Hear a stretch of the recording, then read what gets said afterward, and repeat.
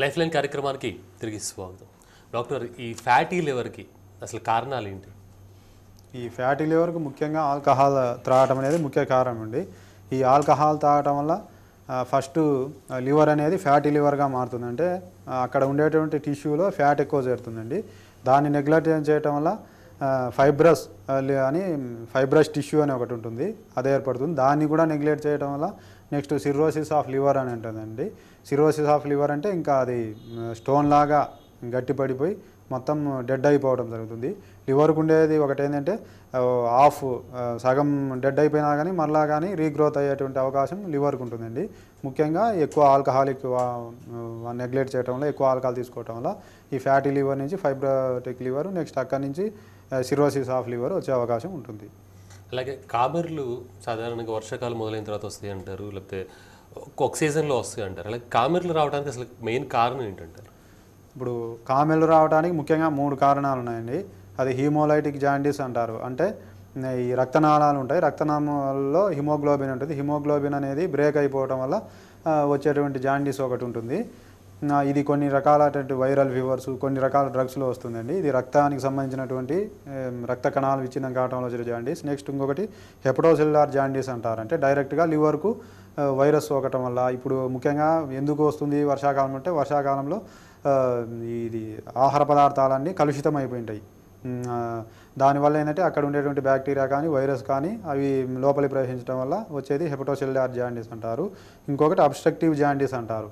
అంటే పిత్త రసం అనేది మామూలుగా డ్యూయోడినం చిన్న ప్రేగులోకి వస్తుంది. అక్కడ ఏదైనా అడ్డుపడటం వల్ల ఆ డ్రైనేజ్కి అడ్డుపడితే విధంగా ఫ్లో ఎక్కువ బయటకు వస్తుంది. అట్లా బయలుకు ఈ పిత్తాశయంలో రాళ్ళని ఇంతకుముందు చెప్పడం జరిగింది. అవి అడ్డుపడటం వల్ల వచ్చే జాండీస్ ఒకటి ఉండేదండి. ఈ 3 కారణాలు ఉంటాయి.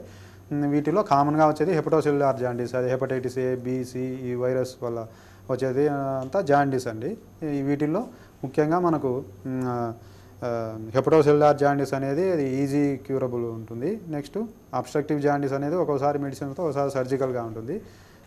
కొద్దిగా కష్టమైంది వచ్చేసి ఇది బ్లడ్ వల్ల వచ్చేది కొంచెం కష్టం ఉండేది. మరో కాలర్ ఉన్నారండి, పర్వేష్ హైదరాబాద్ నుంచి. పర్వేష్ గారు, హలో. హలో డాక్టర్ సార్, నమస్తే. చెప్పండి. నమస్తే సార్, నా పేరు పర్వేష్ సార్. అది చెప్పండి సార్, నాకు హెపటైటిస్ ఏ లాస్ట్ 8 years ఉన్నది సార్. నాకు ఫ్యాటీ లివర్ కూడా ఉన్నది. నాకు స్టార్టింగ్ సివియర్ యాసిడిటీ ఉంది సార్. యాసిడిటీ ఉండి కొంచెం లివర్ ఫ్యాటీగా అయిపోయి చాలా సీరియస్ గా అయిపోయినా సార్ నేను. ఫ్యాటీ లివరు, అసిడిటీ, ఇంకేమున్నాయండి? అది అన్నం తిన్న తర్వాత సార్ అంతా గ్యాస్ రివర్స్ పుట్టుంది సార్ నాకు. అంటే పెయిన్ ఉంటుందా అండి? చెస్ట్ లో గ్యాస్ వస్తుంది? గ్యాస్ అప్పుడు స్ట్రెస్ కొంచెం హెవీగా ఉంటుంది. అది అన్నం తిన్న తర్వాత రివర్స్ గా నాకు రివర్స్ గా అన్నం పుట్టింది వాపి సార్. బీపీ, షుగర్ ఏమైనా ఉన్నాయండి? బీపీ ఉంది సార్. కానీ సార్ డాక్టర్ సార్ కొంచెం రిక్వెస్ట్ చేయాలా, హెపటైటిస్ ఏది ట్రీట్మెంట్ ఉండదా సార్? ఎందుకంటే మెడికల్ గా ట్రీట్మెంట్ లేదని చెప్తారు డాక్టర్. కొంచెం అంటే భయం చేస్తారు వాళ్ళు. ఓకే అండి. ఇప్పుడు ఫ్యాటీ లివర్ అనేది కొన్ని మెడిసిన్స్ వల్ల ఇప్పుడు ఆయుర్వేదిక్లో ఉన్నాయండి. మేధోహర ఒకటి అలా ఉన్నాయి, నవక గుగ్గుళ్ళని ఫ్యాటీ లివర్కు.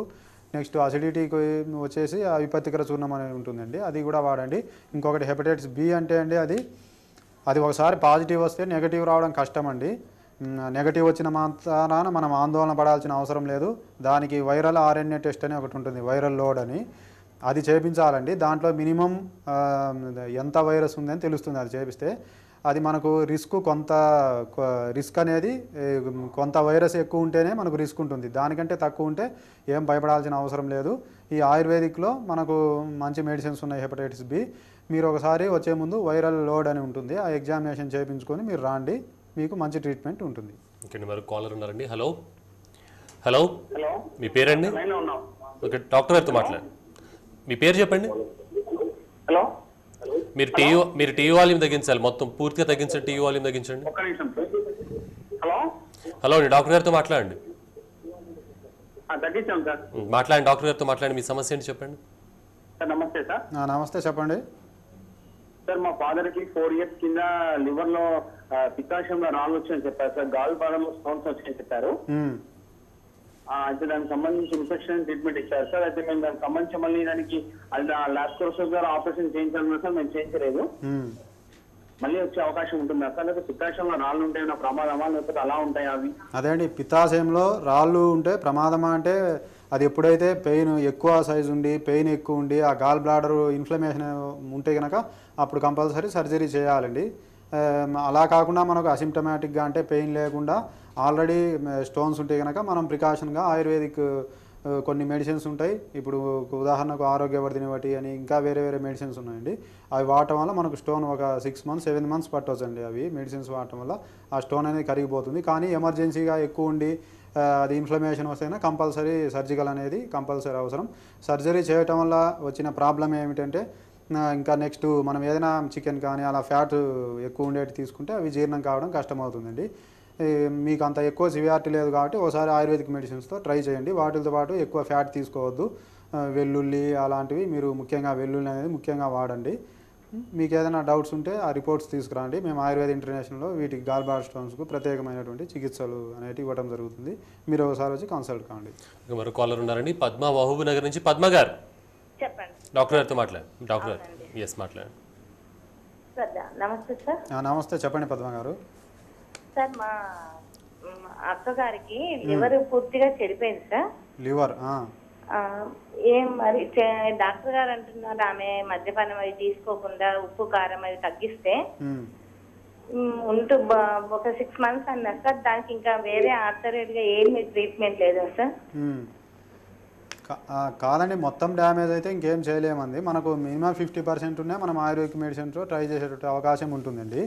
అది సిరోసిస్ అని ఉంటుందండి. సిరోసిస్ పూర్తిగా అయితే ఇంకా మనం ఏం చేయలేమండి. మనకు 50% ఉన్నా కానీ మనం కొంతవరకు మనం ట్రై చేయొచ్చు. కానీ మొత్తం డ్యామేజ్ అయితే ఇంకేం చేయలేమండి. అదే లివర్ ట్రాన్స్ప్లాంటేషన్ చేయాల్సిందే అంతే. అలాగే ఈ జీర్ణకోశ వ్యాధులు వచ్చినప్పుడు సాధారణ చికిత్స పద్ధతులు ఏమంటాయి? నార్మల్గా ఏం చేయొచ్చు అండి? ఈ జీర్ణకోశ వ్యాధులు రావడానికి ముఖ్యంగా కారణాలు చెప్పినా కదండి. టయానికి ఆహారం తీసుకోవాలి, ఇవన్నీ పాటించాలి. వాటితో పాటు ముఖ్యంగా గ్యాస్ట్రిక్ అల్సర్, వీటిల్లో డ్యూయోడినల్ అల్సర్, వీటిల్లో ముఖ్యంగా ఆసిడ్ ఎక్కువ కావటం వల్ల వచ్చేటువంటిది. మనము ఆల్కలైన్ నేచర్ ఉండేటి ఎక్కువ ఇవ్వాలి. అంటే ఉదాహరణకు ఈ ఆయుర్వేదిక్లో ఉంటాయండి శంఖభస్మం అని, కామధుతురస్ అని, అవిపత్తికర చూర్ణము, ఇవన్నీ ఇలాంటివి ఇవ్వాలి. వీటితో పాటు మోషన్ ఫ్రీగా ఉండే తట్లు ముఖ్యంగా చూడాలి. మోషన్ ఫ్రీగా రావాలి. మోషన్ ఫ్రీ కోసం అవిపత్తికర చూర్ణము రెండేటికి పనిచేస్తుందండి. వీటితో పాటు వేరే వేరే మెడికేటెడ్ ఘీస్ కూడా ఉంటాయి కండిషన్ బట్టి. వీటితో పాటు మనం ఎక్కువ స్ట్రెస్కు గురి కాకుండా ఎక్కువ మెడిటేషన్ లాంటివి చేయటం, ఎక్కువ మజ్జిగ తీసుకోవటం, ఇవి చేయాలి. ముఖ్యంగా కారము, పులుపు ఇవి ఎక్కువ తీసుకోకూడదు. ముఖ్యంగా పికిల్స్ ఉంటాయి కదా, పచ్చళ్ళు, ఊరగాయలు, అవి ఎక్కువ తీసుకోకూడదు. చైనీస్ ఫాస్ట్ ఫుడ్స్ ఇవి తీసుకోకూడదు. మిగతావన్నీ మనం అంటే పగులు తింటాన్ని నిద్రపోవటం కానీ ఇవన్నీ అవాయిడ్ చేయాలి.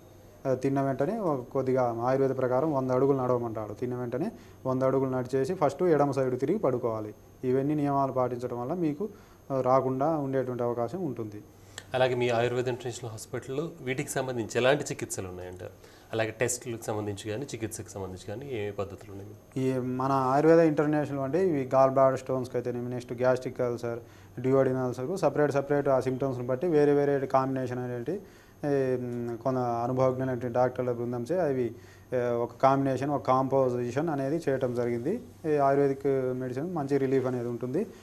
వీటితో పాటు టెస్ట్లు అనేవి ముఖ్యంగా గ్యాస్ట్రిక్ అల్సర్ వాటిలో ఎండోస్కోపీ కానీ ఇవి చేయాలి. లివర్కి సంబంధించిన వాటిల్లో అల్ట్రాసౌండ్ స్కానింగ్, LFT అని ఉంటారు, లివర్ ఫంక్షన్ టెస్ట్, ఇవన్నీ చేయాలండి. ఇవన్నీ ఒకసారి ముఖ్యంగా ఇవి చేయాల్సి ఉంటుంది. ఇవి తీసుకొని రావాలి. అలాగే ఈ సమస్యలతో బాధపడేవారు ఎలాంటి ఆహారం తీసుకోవాలి, ఎలాంటి ఆహార నియమాలు పాటించాలంటారు? ఏమేమి తీసుకోవచ్చు? ముఖ్యంగా అండి ఏదైనా ఫ్రెష్ ఫ్రూట్స్ తీసుకోవచ్చు. పుల్లగా ఉండేటి తీసుకోకూడదు. ఎక్కువ మసాలాలు తీసుకోకూడదు. లివర్కు సంబంధించి ఆల్కహాల్ అసలు తీసుకోవటం అంటే జరగకూడదు. నెక్స్ట్ ఎక్కువ పచ్చిమిర్చీలు ఎక్కువ వాడటం, ముఖ్యంగా చింతపండు కూడా ఎక్కువ వాడకూడదండి. దాని ప్లేస్లో ఎక్కువ చింతాకు వాడటం మంచిది.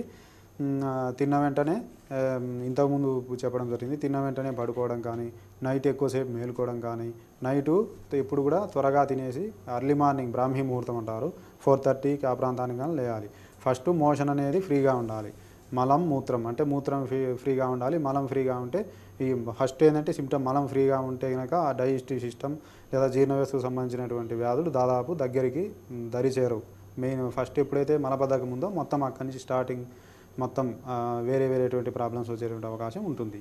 అలాగే అంటే నీరు కూడా ఎంత తీసుకోవాలంటారు కొంతమంది? నీరు చాలా తక్కువగా తక్కువ పరిణామంలో తీసుకుంటూ ఉంటారు. నీరండి మినిమమ్ 5 లీటర్స్ అలా తీసుకోవాలి. వాళ్ళ కెపాసిటీని బట్టి తీసుకోవాలి. ముఖ్యంగా అన్నం తినేటప్పుడు మధ్య మధ్యలో కొద్దిగా తీసుకోవాలి. అంతేగాని ఫస్ట్ తినకముందు ఎక్కువ తీసుకోవటం వల్ల అక్కడ ఉండేటువంటి యాసిడ్ అనేది డైల్యూట్ కావటం వల్ల అజీర్ణమయ్యే అవకాశం ఉంటుంది. కాబట్టి తినకముందు ఎక్కువ తీసుకోవడం అనేది ఉండకూడదు. మధ్య మధ్యలో కొద్దిగా తీసుకుంటే కనుక మంచిదండి. ఒక్కొక్కరి కెపాసిటీని బట్టి 5 లీటర్స్ అలా తాగొచ్చు. వాటితో పాటు ఫైబర్ ఫుడ్స్ తీసుకోవాలి. ఆకుకూరలు అవి ఫ్రూట్స్ బనానా అయితేమి, బత్తాయి, బొప్పాయి ఇవన్నీ మంచివండి. డైజెషన్కు మోషన్ ఫ్రీగా కావడానికి కూడా తోడ్పడతాయి. సో మోషన్ ఫ్రీగా అయితే కానీ అసలు ఎలాంటి జబ్బులు రావు, సమస్య అనేది ఆయుర్వేద ప్రకారం ఫస్ట్ డ్రైనేజ్ అండి. డ్రైనేజ్ క్లియర్ ఉంటే అన్నీ బాగుంటాయి. డ్రైనేజ్ బ్లాక్ అయితే మొత్తం అవుతుంది. ఫస్ట్ ఆయుర్వేదిక్ అనేది మళ్ళీ మోషన్ అనేది ఫ్రీ రావాలి. దానివల్ల ఎటువంటి ప్రాబ్లం ఉండదు. ఓకే డాక్టర్ గారు, లైఫ్ లైన్ కార్యక్రమానికి వచ్చినందుకు థ్యాంక్స్ అండి. ఇది ఈనాటి లైఫ్ లైన్ కార్యక్రమం. చూస్తూనే ఉండండి టీవీ1.